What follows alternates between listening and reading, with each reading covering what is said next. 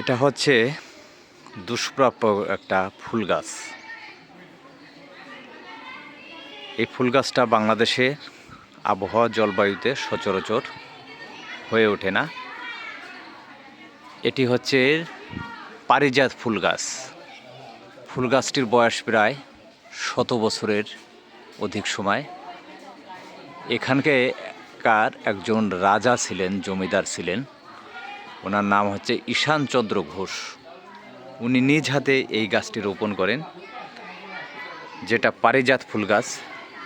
যেটা জানা মতে এই বাংলাদেশে 4টি এই পারিজাত জাতের ফুল গাছ আছে। এটা বাংলাদেশের সচরাচর দেখা যায় না।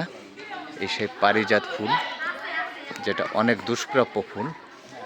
এটাকে স্বর্গীয় ফুল বলে, আবার অনেক এলাকাবাসী এবং অনেকে মধু ফুল গাছ নামেও পরিচিত।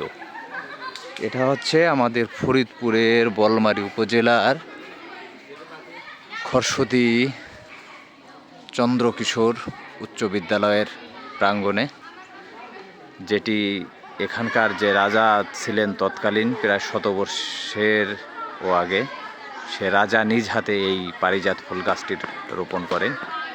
আজ গাছটির বেহাল দশা, অনেকটা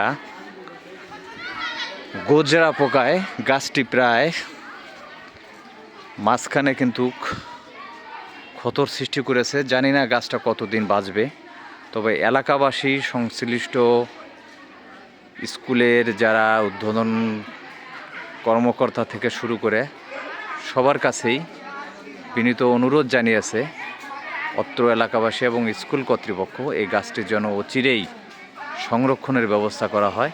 না হলে এই দুষ্প্রাপ্য গাছটা একটা সময় চিরতরে আমাদের মাঝ থেকে হারিয়ে যাবে।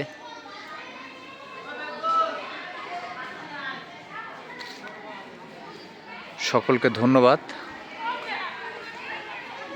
ভালো থাকুন, সুস্থ থাকুন। দেখা হবে নতুন কোনো ভিডিওতে। খুব কাছের থেকে দেখাই এই সেই পারিজাত ফুল গাছ।